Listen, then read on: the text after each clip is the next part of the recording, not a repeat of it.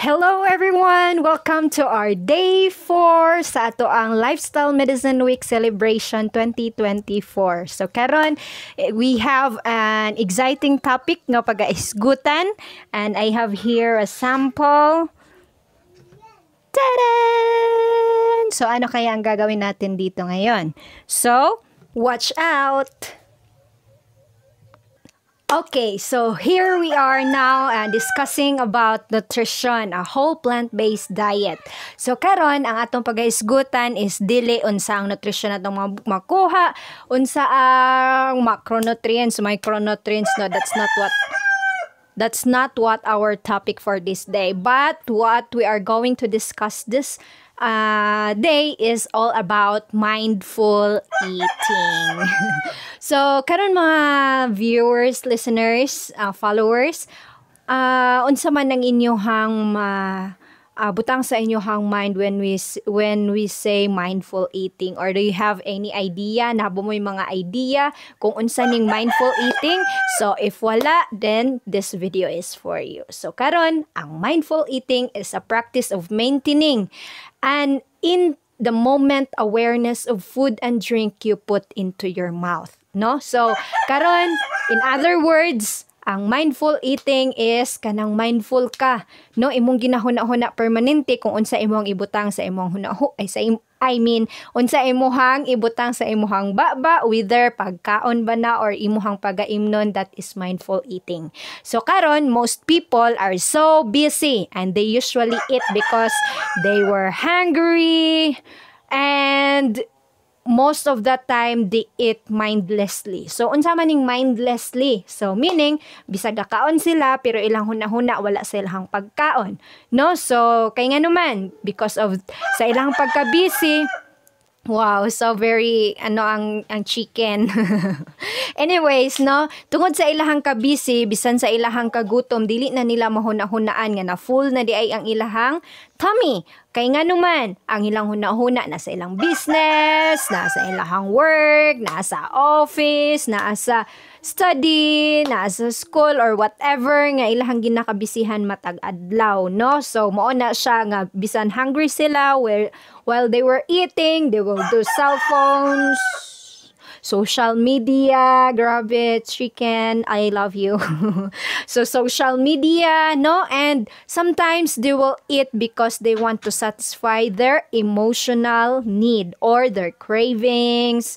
And sometimes they will eat because to relieve their stress and also to cope up their anxiety, loneliness, boredom, sadness. Yeah, sometimes ato na siyang ginabuhat, no? But siguro maong dili guro ko gapanambok kay dili na mao ako ang habit. Anyway. So for those who have kanang problems about this, kung na sila emotional problems, ilahang ginabuhat is kanang ginatawag nila nga eating habits, no? Kanang naatay wrong. What I mean is naatay eating habits disorder. Yeah. Ngano man kay wala nato ginamind kung unsa atong ginabutang sa ato ang baba, no? So mo na siya. So ang mindfulness is totally opposite of this mostly unconscious practice of mindless eating. So kato atong gipang-mention, kakaon ta tungod kay gutom ta, gusto na to i-satisfy atong emotion, para ma-relieve ta sa stress, i-cope up na to anxiety, sadness, boredom, ug uban pa. So ang mindfulness eating, mga viewers, followers, mga faithful followers, no, nga gapaminaw always sa atoa, ang mindful eating is the opposite, no? So this time, like, you're not in a hurry. Wala pod ka nikaon because of gutom ka. But, you know, nga ang imuhang lawas need mo kaon. So, like that. Because sometimes, we do kanang dili ta mo kaon sa right time because kay wa pa tagi gutom. But, remember nga, ang ato ang body has a clock, no? Kung kuan na siya nga, inani ka mag-breakfast, lunch, and dinner, so mangita gyud na siya. But, if you always, kanang eat mindlessly, kanang sige ra kag butang sa imuhang baba, sige kag inom whatever you want to drink nga kabalo ka nga taas kay calories or whatever, So, mao na siya nga diha dayon mo abot ang mindless eating. So, karon ang opposite ana is mindful eating. So, mindful eating is not about imposing rules on how calories, no? Dili na siya mao nga ikuan, ala, pila naman ni ka-calorie ang gikaon. No, it's not about like that. But it's not also nga kanang imuhang ikuan kung unsa ba ka nga food ang imuhang pagkakaunon or unsa nga food ang imuhang ibutang sa imuhang plate or unsa ang dili ni maibutang sa plate. So it's not all about that. So ang mindful eating, it is not always eating the right thing but rather focusing all your senses and being present when you select food from the shop and market, when you cook and when you eat. So mao na siya ang mindful eating. So meaning kung mag-market gani ka, kung moadto gani ka sa grocery store, you have always in this mind what you need to include sa imuhang meal, no? So once again, dili siya necessary nga kanang unsa nga type of foods ang imuhang kuan, but the most important thing is naa ka sa imuhang hunahuna. Okay, so clear ta ana, no? So and when you cook, so unsa man ang food na kuan, kay sometimes magluto ta na basta lang luto lang butang oh, that's it.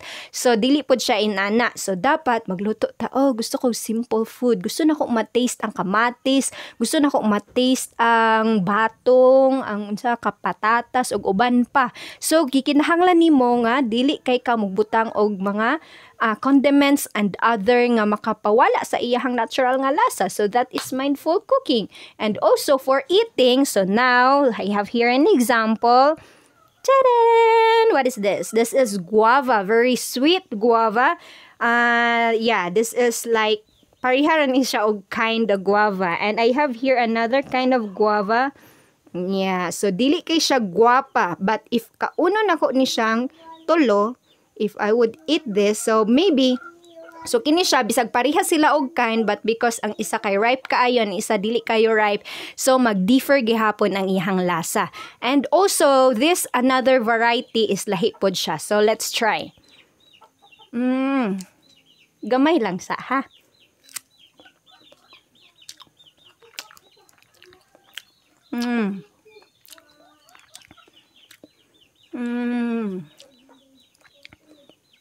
Siya pagka a little bit aslom and fine ang iyahang mga grano sa iyahang kuana.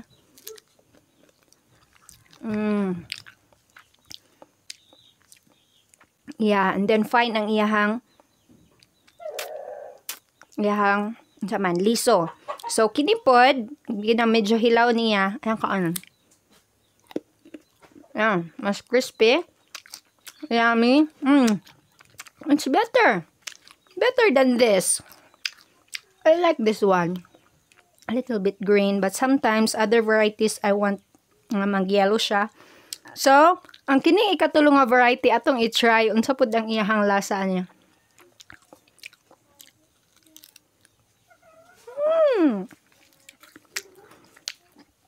So, aslom.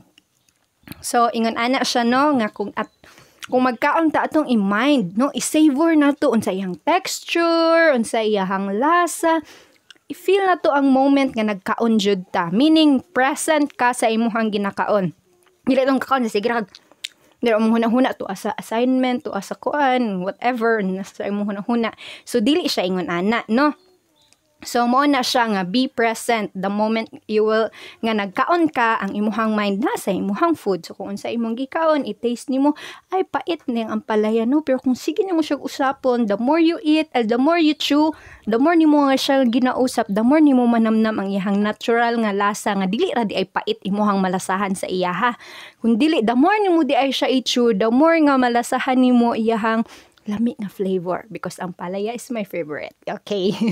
Nganong gihisgutan nato ni siyang mindful eating because evidence show nga kanang kung i-practice dai nato ang mindful eating, it will help us not to overeat. Ngano man our body will be satisfied kay ngano man ginachew nato og tarong, ginausap nato og tarong ato ang lawas which is matarong niya og digest, and when matarong niya og digest, proper pud niya ma-extract ang mga nutrients na kinahanglan sa atong lawas. So dili na siya gikinahanglan og extra calorie because our body mo say na siya, mo ingon na siya, oh, this is enough, no? Okay, so mo na siya nga kung ato ni siyang i-practice, it will help us not to overeat. So if mo help siya sa ato nga dili ta mag-overeat, of course it will help us not to increase our timbang sa normal nato nga timbang. So dili ta magka-overweight, dili ta magka-obesity, and also it will improve our mental and physical well-being. So tips,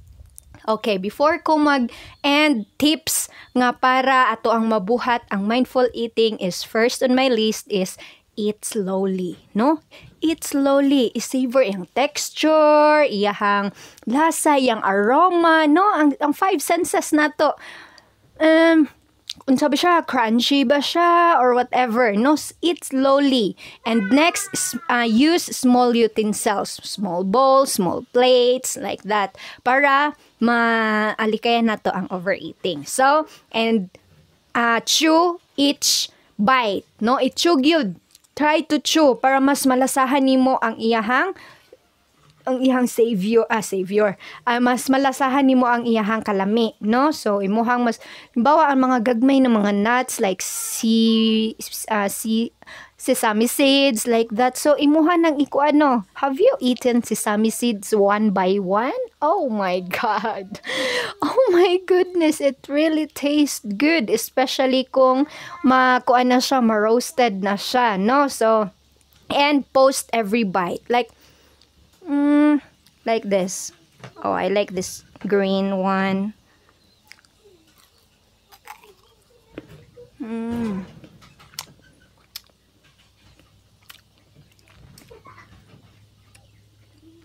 Yeah. Parang inamnam ni mo siya bana. You will really taste what it really tastes. Parang ganun. Anyway.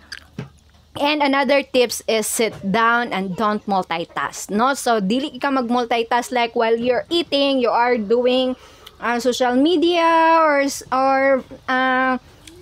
swipe lang, no? Sa mga pictures or whatever nga imuhang ginabuhat. It's a really big no-no. Kaya nga naman, it will tend you to just swipe your phone and then eat, and then wala na din ka nakabalo nga daghan na din kay kagikaon. So, it's a really big no-no. Kaya para iwas overweight, iwas obesity, iwas